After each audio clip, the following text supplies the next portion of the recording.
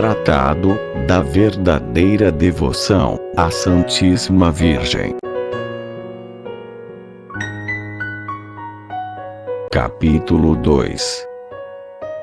Verdades fundamentais da devoção à Santíssima Virgem. Número 60. Até aqui dissemos alguma coisa sobre a necessidade que temos da devoção à Santíssima Virgem. Com o auxílio de Deus, direi agora em que consiste esta devoção, expondo, porém, antes, algumas verdades fundamentais, que esclarecerão esta grande e sólida devoção que quero manifestar. Artigo 1. Jesus Cristo é o fim último da devoção à Santíssima Virgem. Números de 61 a 67.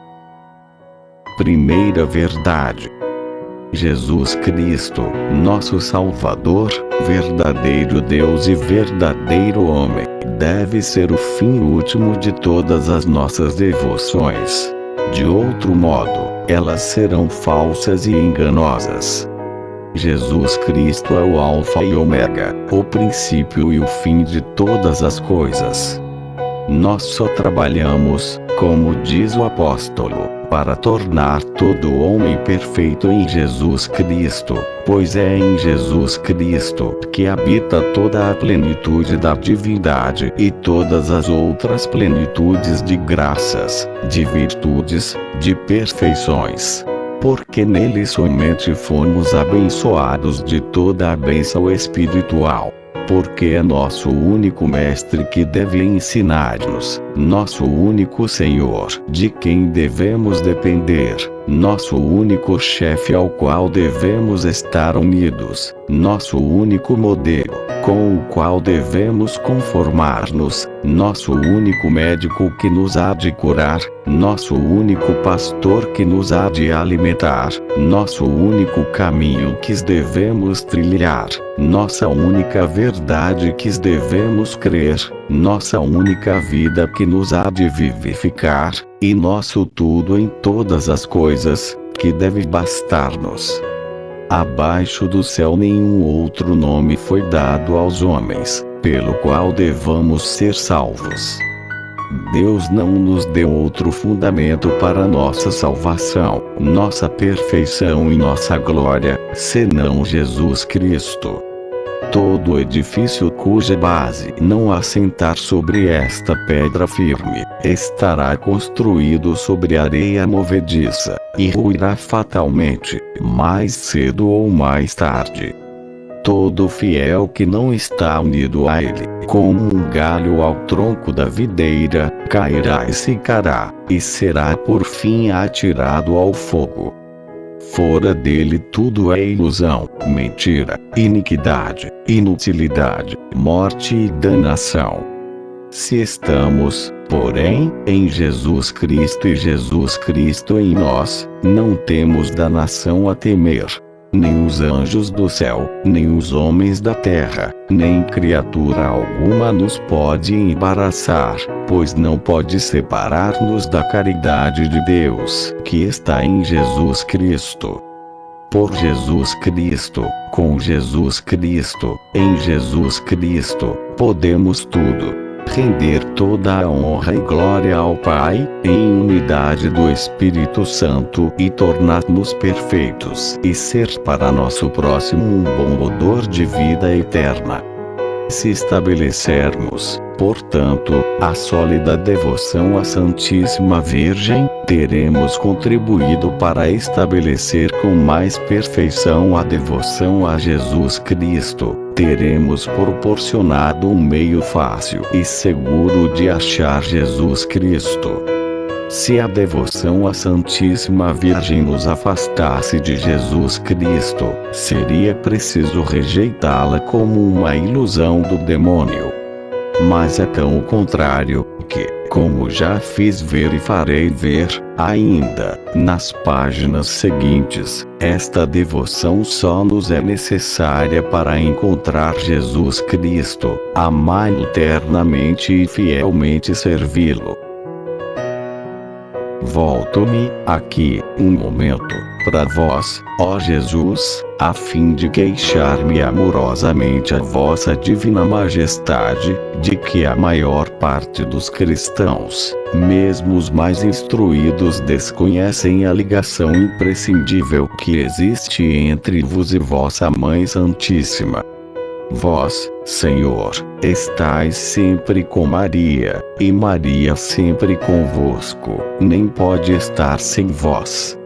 Do outro modo, ela deixaria de ser o que é, e de tal maneira está ela transformada em vos pela graça, que já não vive, já não existe.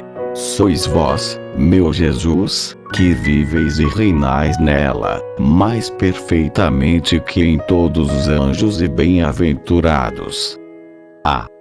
Se conhecêssemos a glória e o amor que recebeis nesta admirável criatura, bem diferentes seriam os nossos sentimentos a respeito de vos e dela. Maria está tão intimamente unida a vos que mais fácil seria separar do sol a luz, e do fogo o calor. Digo mais, com mais facilidade se separariam de vos os anjos e os santos que a Divina Mãe, pois que ela vos ama com a mais ardor e vos glorifica com mais perfeição que todas as vossas outras criaturas juntas. Depois disto, meu amável mestre, não é triste e lamentável ver a ignorância e as trevas em que jazem todos os homens na terra, a respeito de vossa Mãe Santíssima? Não falo dos idólatras e pagãos, que, não vos conhecendo, também não se importam de conhecê-la. Nem falo dos hereges cismáticos, que não têm a peito ser devotos de vossa Mãe Santíssima, a não ser de um modo especulativo, seco, estéril e indiferente. Estes senhores raras vezes falam de Maria e da devoção que se lhe deve ter, porque, dizem, receiam que se abuse dessa devoção e que se vos ofenda, honrando excessivamente vossa Mãe Santíssima. Se veem ou ouvem algum devoto da Santíssima Virgem falar muitas vezes, de um modo terno, forte e persuasivo, da devoção a esta boa mãe, como de um meio seguro e sem ilusão, de um caminho curto e sem perigo, de uma via imaculada e sem imperfeição, e de um segredo maravilhoso para chegar a vos e vos amar perfeitamente, clamam contra ele, e lhe apresentam 1000 razões falsas, para provar-lhes que não é necessário falar tanto a respeito da Santíssima Virgem, que há muito abuso nessa devoção, que é preciso empenhar-se em destruir, e aplicar-se em falar sobre vos em vez de favorecer a devoção à Virgem Maria, a quem o povo já ama suficientemente. Às vezes metem-se a falar da devoção à vossa Mãe Santíssima, não, porém, para assentá-la e propagá-la, e sim para destruir os abusos que dela se fazem. Estes senhores são, no entanto, desprovidos de piedade, e não têm por vos sincera devoção, pois que não a têm a Maria.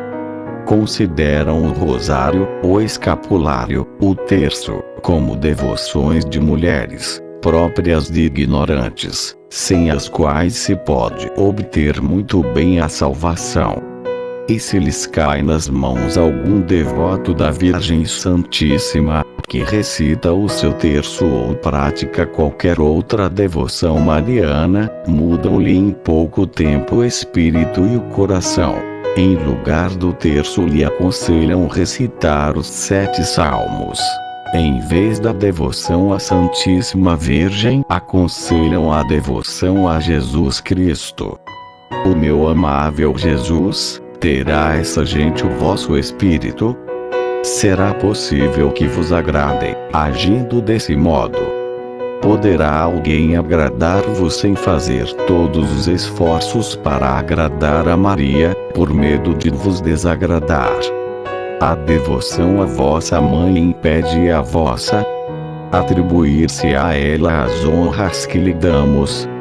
Formará ela um partido diverso do vosso? E ela, acaso, uma estrangeira sem a menor ligação convosco?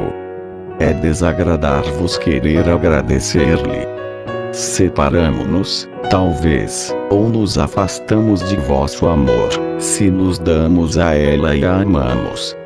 Entretanto, meu amável mestre, a maior parte dos sábios, em castigo de seu orgulho, não se afastariam mais da devoção à Santíssima Virgem, nem a olhariam com mais indiferença, se tudo o que acabo de dizer fosse verdade. Guardai-me, Senhor, guardai-me de seus sentimentos e de suas práticas, e dai-me uma parte dos sentimentos de reconhecimento, de estima, de respeito e de amor, que tendes para com vossa Mãe Santíssima, a fim de que eu vos ame e glorifique na medida em que vos imitar, e mais de perto vos seguir.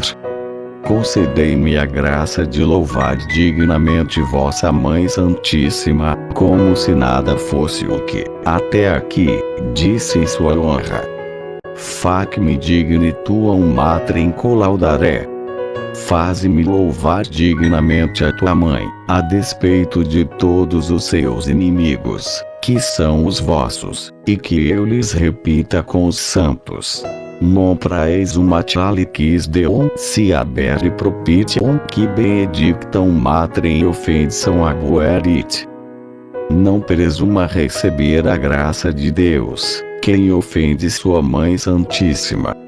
E, para alcançar de vossa misericórdia uma verdadeira devoção a vossa Mãe Santíssima, e inspirá-la a toda a terra, fazei que eu vos ame ardentemente, e recebei para este fim a súplica ardente que vos dirijo com Santo Agostinho e vossos verdadeiros amigos. No sentido de satisfazer aos desejos dos fiéis, que não compreendem o latim, damos aqui uma tradução desta oração. Oração abrasada de Santo Agostinho. Vós sois, ó Jesus, o Cristo, meu Pai Santo, meu Deus misericordioso, meu Rei infinitamente grande. Sois meu bom pastor, meu único mestre, meu auxílio cheio de bondade, meu bem amado de uma beleza maravilhosa, meu pão vivo, meu sacerdote eterno, meu guia para a pátria, minha verdadeira luz, minha santa doçura, meu reto caminho, sapiência minha preclara, minha pura simplicidade, minha paz e concórdia. Sois, enfim, toda a minha salvaguarda, minha herança preciosa, minha eterna salvação. Ó Jesus Cristo, amável Senhor, porque, em toda a minha vida, amei, porque desejei outra coisa senão vós. Onde estava eu quando não pensava em vós? Que, pelo menos, a partir deste momento o meu coração só deseje a vós, e por vos se abrase, Senhor Jesus. Desejos de minha alma, correi, que já bastante tardastes. Apressai-vos para o fim a que aspirais. Procurai em verdade aquele que procurais. Ó Jesus, anátema seja quem não vos ama.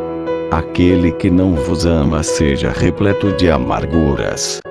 Ó doce Jesus, sede o amor, as delícias, a admiração de todo o coração dignamente consagrado à vossa glória.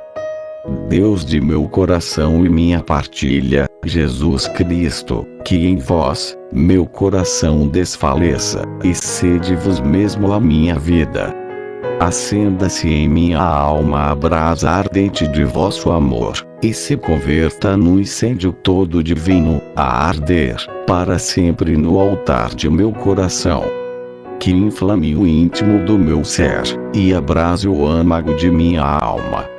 para que no dia de minha morte, eu apareça diante de vós, inteiramente consumido em vosso amor. Amém. Quis transcrever no original esta oração admirável de Santo Agostinho para que assim a possam recitar as pessoas que entendem latim. Recitemo-la todos os dias para pedir o amor de Jesus, que procuramos por intermédio da Santíssima Virgem. Artigo 2. Pertencemos a Jesus Cristo e a Maria na qualidade de escravos. Números de 68 a 77. Segunda verdade. Do que Jesus é para nós, concluímos que não nos pertencemos, como diz o apóstolo, 1 Coríntios 6, 19, e sim a Ele, inteiramente, como seus membros e seus escravos, comprados que fomos por um preço infinitamente caro, o preço de seu sangue.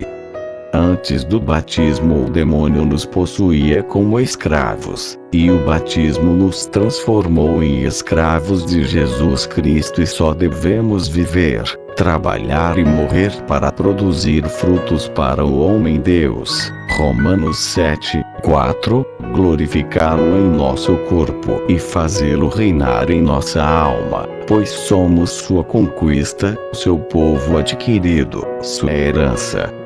Pelo mesmo motivo o Espírito Santo nos compara. Primeiro, a árvores plantadas ao longo das águas da graça, nos campos da igreja, árvores que devem dar seus frutos no tempo adequado. Segundo, aos galhos de uma videira de que Jesus Cristo é o tronco, e que devem produzir boas uvas. Terceiro, a um rebanho cujo pastor é Jesus, e esse rebanho deve multiplicar-se e dar leite. Quarto, há uma boa terra de que Deus é o lavrador, e na qual a semente se multiplica, rendendo 30, 60, 100 vezes mais. Jesus amaldiçoou a figueira estéril, Mateus 21, 19, e declarou condenado o servo inútil que Enial fizera valer o seu talento, Mateus 25, 24, 30. Tudo isso nos prova que Jesus Cristo quer receber alguns frutos de nossas mesquinhas pessoas. Quer receber nossas boas obras, porque as boas obras lhe pertencem exclusivamente. Creati in operibus bonis in Christo Jesus. Criados em Jesus Cristo para boas ações. Efésios 2, 10. Essas palavras do Espírito Santo mostram que Jesus Cristo é o único fim de todas as nossas boas obras, e que devemos servi-lo não somente como servidores assalariados, mas como escravos de amor. Explico-me. Há duas maneiras, aqui na terra, de alguém pertencer a outrem e de depender de sua autoridade. São a simples servidão e a escravidão, donde a diferença que estabelecemos entre servo e escravo. Pela servidão, comum entre os cristãos, um homem se põe a serviço de outro por um certo tempo, recebendo determinada quantia ou recompensa. Pela escravidão, um homem depende inteiramente de outro durante toda a vida, e deve servir a seu senhor, sem esperar salário nem recompensa alguma, como um dos animais sobre que o dono tem direito de vida e morte.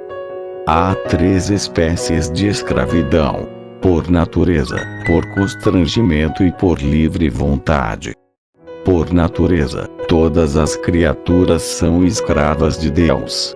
Domine est terra et plenitudo e os Salmos 23, 1. Os demônios e os réprobos são escravos por constrangimento. E os justos e os santos o são por livre e espontânea vontade. A escravidão voluntária é a mais perfeita, a mais gloriosa aos olhos de Deus, que olha o coração. 1 Reis 16, 7, que pede o coração. Provérbios 23, 26, e que é chamado Deus do coração. Salmos 72, 26, ou da vontade amorosa, porque, por esta escravidão, escolhe-se, sobre todas as coisas, a Deus e seu serviço, ainda quando não o obriga a natureza. A diferença entre um servo e um escravo é total. Primeiro, um servo não dá a seu patrão tudo que é, tudo que possui ou pode adquirir por outrem ou por si mesmo.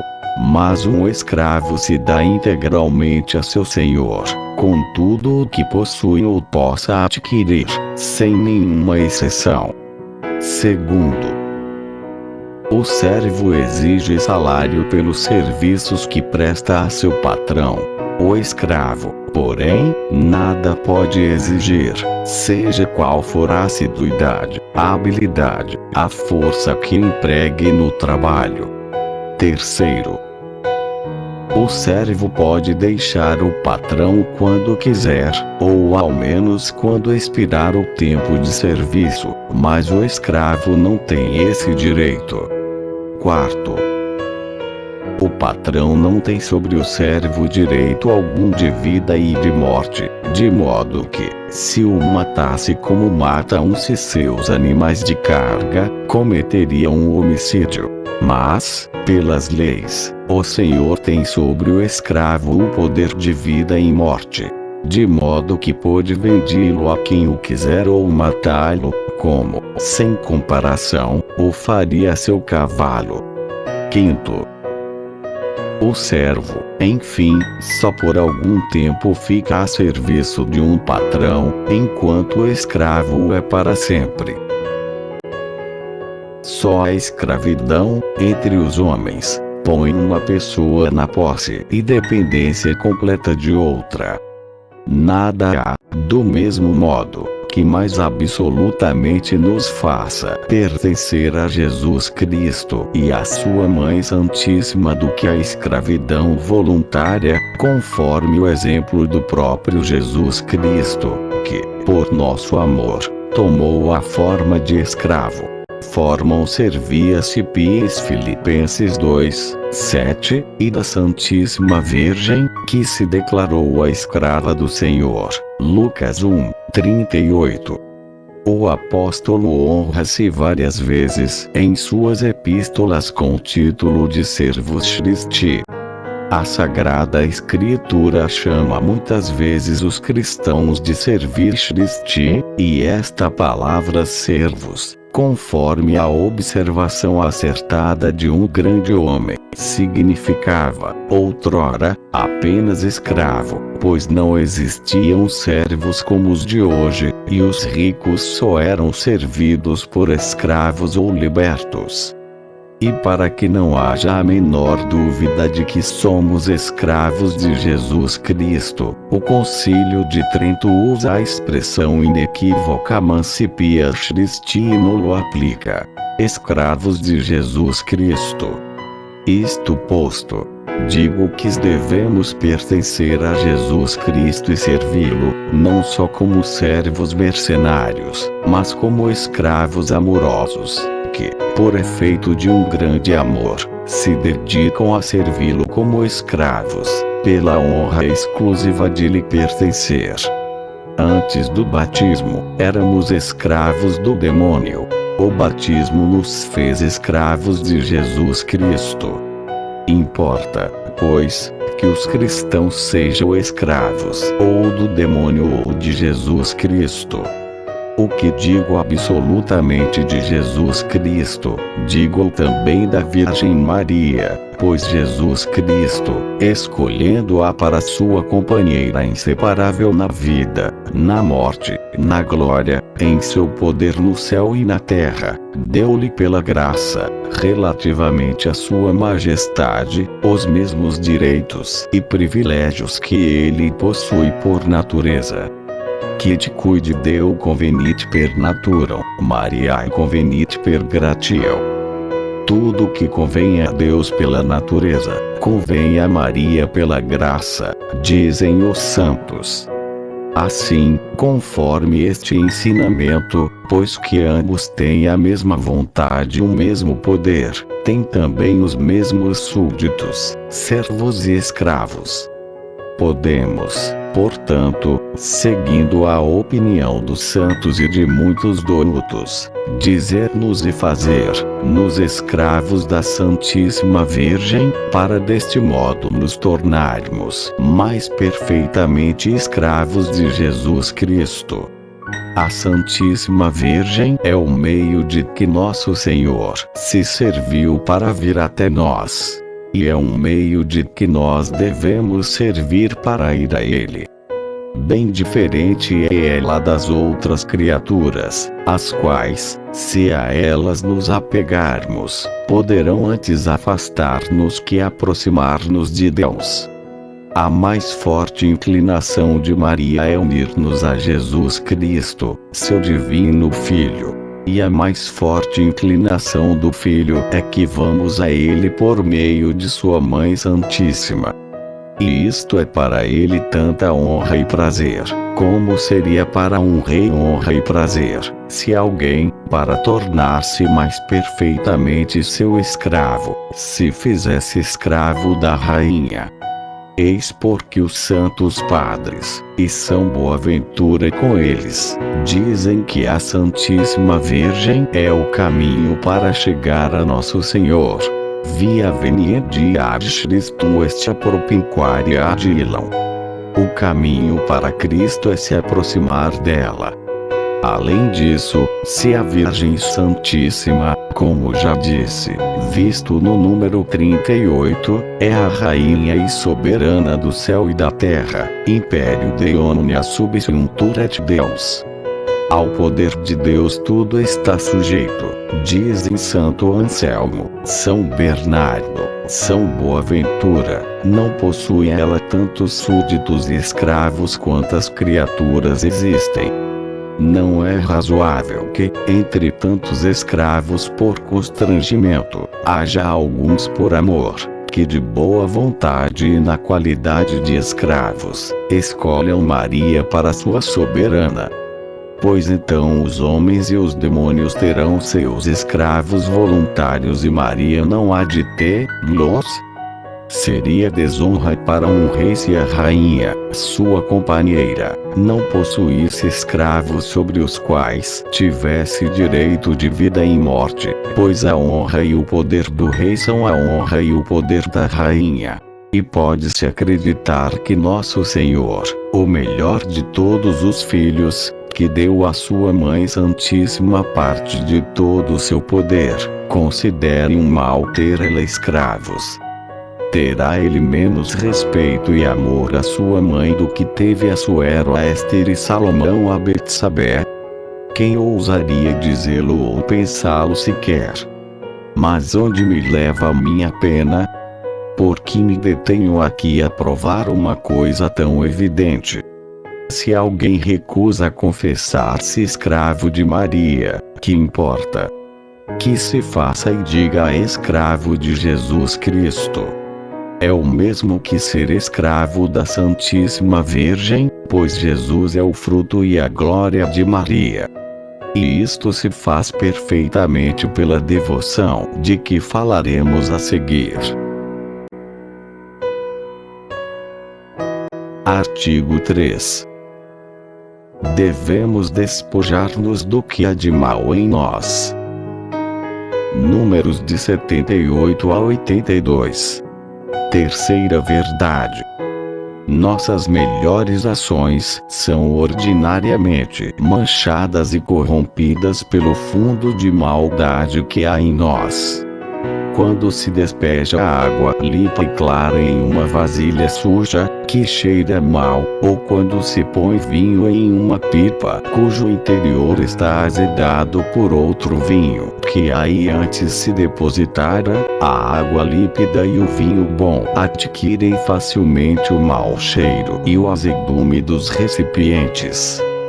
Do mesmo modo, quando Deus põe no vaso de nossa alma, corrompido pelo pecado original e pelo pecado atual, suas graças e orvalhos celestiais, ou vinho delicioso de seu amor, estes dons divinos ficam ordinariamente estragados ou manchados pelo mau germe e mau fundo que o pecado deixou em nós. Nossas ações, até as mais sublimes virtudes, disto se ressentem. É, portanto, de grande importância, para adquirir a perfeição, que só se consegue pela união com Jesus Cristo, despojar-nos de tudo que de mal existe em nós. Do contrário, nosso Senhor, que é infinitamente puro e odeia infinitamente a menor mancha na alma, nos repelirá e de modo algum se unirá a nós. Para despojar-nos de nós mesmos, é preciso conhecer primeiramente e bem, pela luz do Espírito Santo, nosso fundo de maldade, nossa incapacidade para todo bem, nossa fraqueza em todas as coisas, nossa inconstância em todo o tempo, nossa indignidade de toda graça e nossa iniquidade em todo lugar. O pecado de nossos primeiros pais nos estragou completamente, nos azedou, inchou e corrompeu, como o fermento azeda, incha e corrompe a massa em que é posto.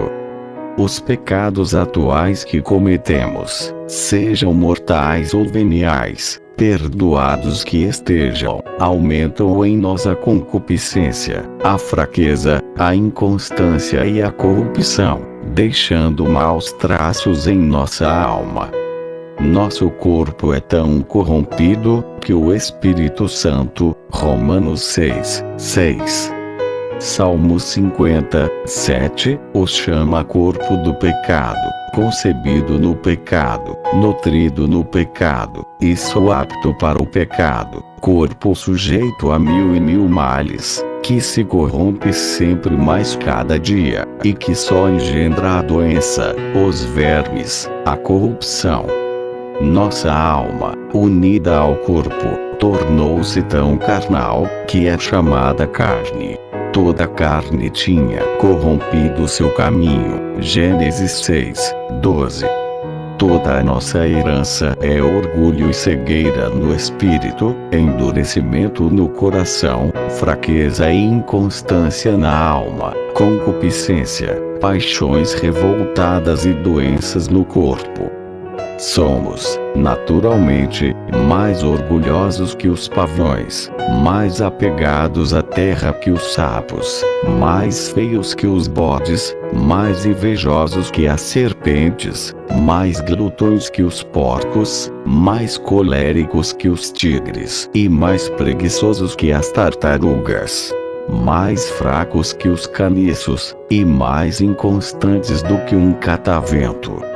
Tudo o que temos em nosso íntimo é nada e pecado, e só merecemos a ira de Deus e o inferno eterno. Depois disto, por que admirar-se de ter nosso Senhor dito que quem quisesse segui-lo devia renunciar a si mesmo e odiar a própria alma? Que aquele que amasse sua alma perderia e quem a odiasse se salvaria. João 12:25. A sabedoria infinita, que não dá ordens sem motivo, só ordena que nos odiemos, porque somos grandemente dignos de ódio. Só Deus é digno de amor, enquanto nada há mais digno de ódio do que nós.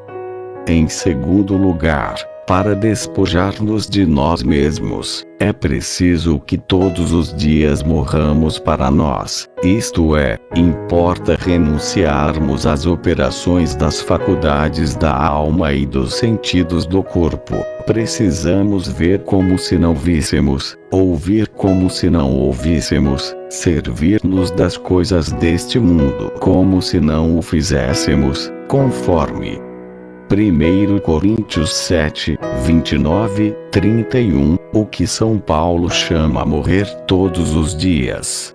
Quote de Morior, 1 Coríntios 15, 31. Se o grão de trigo, caindo na terra, não morrer, fica só, e não produz fruto apreciável. Nisi granum frumenti cadens in terram mortum fuerit, ipsum solum manet, João 12, 24, 25. Se não morrermos a nós mesmos, e se as mais santas devoções não nos levarem a esta morte necessária e fecunda, não produziremos fruto que valha. Nossas devoções serão inúteis, todas as nossas obras de justiça ficarão manchadas por nosso amor próprio e nossa própria vontade, e Deus abominará os maiores sacrifícios e as melhores ações que possamos fazer. Na hora da nossa morte, teremos as mãos vazias de virtudes e méritos, e não brilhará em nós a menor centelha do puro amor, que só é comunicado às almas mortas a si mesmas, almas cuja vida está oculta com Jesus Cristo em Deus. Colossenses 3, 3. Em terceiro lugar, é preciso escolher entre todas as devoções à Santíssima Virgem, a que nos leva com mais certeza a este aniquilamento do próprio eu. Esta será a devoção melhor e mais santificante, pois é mistério reconhecer que nem tudo que luz é ouro, nem tudo que é doce é mel, e nem tudo que é fácil de fazer e praticar é mais santificante. Do mesmo modo que a natureza tem segredos para fazer em pouco tempo, sem muitos gastos e com facilidade, certas operações naturais, há segredos, na ordem da graça, pelos quais se fazem, em pouco tempo, com doçura e facilidade, operações sobrenaturais, como despojar-nos de nós mesmos, encher-nos de Deus, e tornar-nos perfeitos. A prática que quero revelar é um desses segredos da graça, desconhecido da maior parte dos cristãos, conhecidos de poucos devotos, praticado e apreciado por um número bem diminuto. Antes de abordar esta prática, apresento uma quarta verdade que é consequência da terceira. Artigo 4. Temos necessidade de um medianeiro junto do próprio medianeiro que é Jesus Cristo. Números de 83 a 86. Quarta verdade. É muito mais perfeito, porque é mais humilde, tomar um medianeiro para nos aproximarmos de Deus.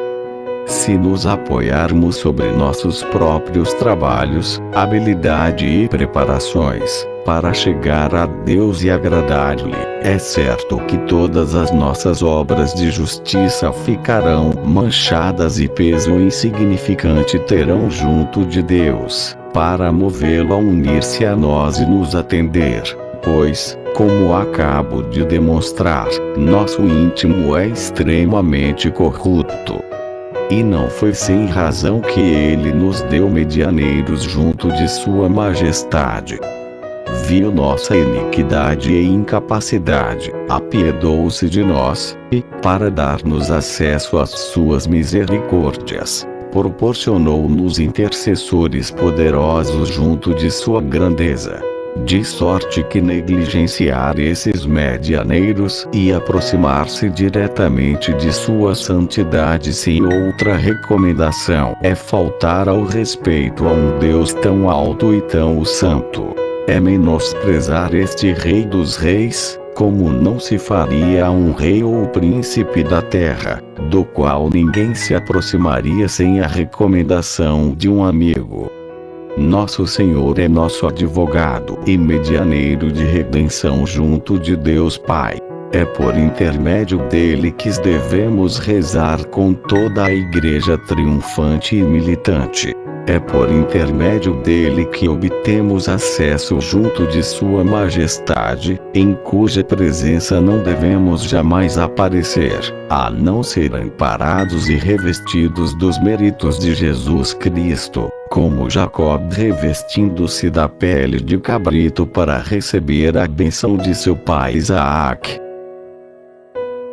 Mas temos necessidade de um medianeiro junto do próprio medianeiro. Será a nossa pureza suficiente para que nos permita unir-nos diretamente a Ele, e por nós mesmos. Não é Ele Deus, em tudo igual ao Pai, e, por conseguinte, o Santo dos Santos, digno de tanto respeito como seu Pai? Se Ele, por sua caridade infinita, se constituiu nosso penhor e medianeiro junto de Deus seu Pai, para aplacá-lo e pagar-lhe o que lhe devíamos, quer isto dizer que lhe devemos menos respeito e tomar por sua majestade e santidade. Digamos, pois, ousadamente, com São Bernardo, que temos necessidade de um medianeiro junto do medianeiro por excelência, e que Maria Santíssima é a única capaz de exercer esta função admirável. Por ela Jesus Cristo veio a nós, e por ela devemos ir a Ele. Se receamos ir diretamente a Jesus Cristo Deus, em vista da sua grandeza infinita, ou por causa de nossa baixeza, ou, ainda, devido aos nossos pecados, imploremos afoitamente o auxílio e intercessão de Maria nossa Mãe. Ela é boa e eterna. Nela não há severidade nem repulsa, tudo nela é sublime e brilhante. Contemplando-a, vemos nossa pura natureza. Ela não é o sol, que, pela força de seus raios, nos poderia deslumbrar em nossa fraqueza, mas é bela e suave como a lua. Cântico dos Cânticos 6, 9, que recebe a luz do sol e a tempera para que possamos suportá-la. É tão caridosa que a ninguém repele, que implore sua intercessão, ainda que seja um pecador. Pois, como dizem os santos, nunca se ouviu dizer, desde que o mundo é mundo, que alguém que tenha recorrido à Santíssima Virgem, com confiança e perseverança, tenha sido desamparado ou repelido. Ela é tão poderosa que jamais foi desatendida em seus pedidos. Basta-lhe apresentar-se diante de seu filho para pedir-lhe algo, e ele só ouve o pedido para logo conceder-lhe o que ela pede. É sempre amorosamente vencido pelos seios, pelas entranhas e pelas preces de sua querida mãe. Tudo isto é tirado de São Bernardo e de São Boaventura. De acordo com suas palavras, temos 3 degraus a subir para chegar a Deus. O primeiro, mais próximo de nós e mais conforme a nossa capacidade, é Maria. O segundo é Jesus Cristo. E o terceiro é Deus Pai. Para ir a Jesus é preciso ir a Maria, pois ela é a medianeira de intercessão. Para chegar ao Pai Eterno é preciso ir a Jesus, que é nosso medianeiro de redenção. Ora, pela devoção que preconizo, mais adiante, é esta a ordem perfeitamente observada. Artigo 5. É muito difícil para nós conservar as graças e tesouros recebidos de Deus. Números de 87 a 89.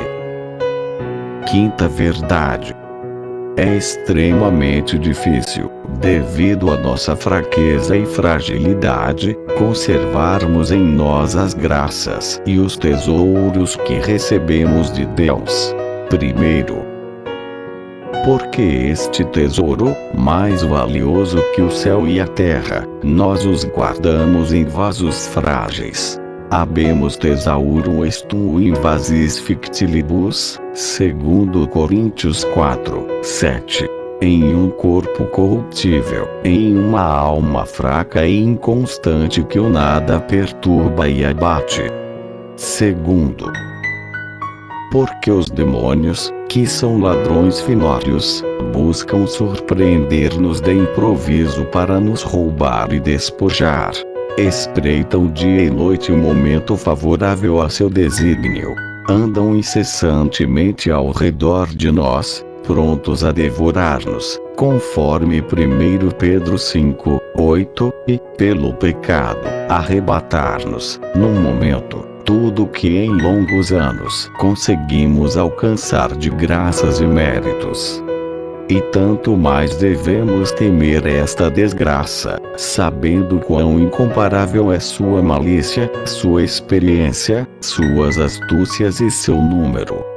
Pessoas têm havido muito mais cheias de graças do que nós, mais ricas em virtudes, mais experientes, mais elevadas em santidade, que foram surpreendidas, roubadas, saqueadas lamentavelmente.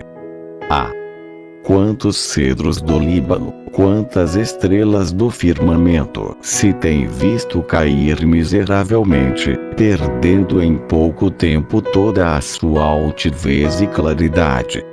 A que atribuir tão estranha mudança?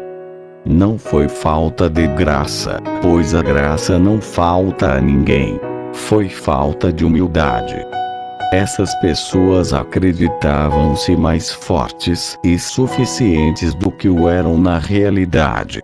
Julgavam-se capazes de guardar seus tesouros. Fiaram-se e apoiaram-se em si próprias. Creram sua casa bastante segura e bem fortes os seus cofres para guardar o precioso tesouro da graça, e, devido a essa segurança imperceptível que tinham em si, conquanto lhes parecesse que se apoiavam na graça de Deus, é que o Justíssimo Senhor, abandonando-as às próprias forças, permitiu que fossem roubadas. Se tivessem conhecido a devoção admirável que vou expor, em seguida, teriam confiado seu tesouro à Virgem poderosa e fiel, que o teria guardado como seu próprio bem, fazendo mesmo disso um dever de justiça. Terceiro, é difícil perseverar na justiça, por causa da corrupção do mundo. O mundo está, atualmente, tão corrompido, que é quase necessário que os corações religiosos sejam manchados, se não pela lama, ao menos pela poeira dessa corrupção. De modo que se pode considerar um milagre o fato de uma pessoa manter-se firme no meio dessa torrente impetuosa sem que o turbilhão a arraste. No meio desse mar tempestuoso sem que o furor das ondas a submerja ou a pilhem os piratas e corsários no meio desse ar empestado sem que os miasmas a contaminem. É a Virgem, a única fiel, na qual a serpente não teve parte jamais, que faz este milagre em favor daqueles e daquelas que a servem da mais bela maneira.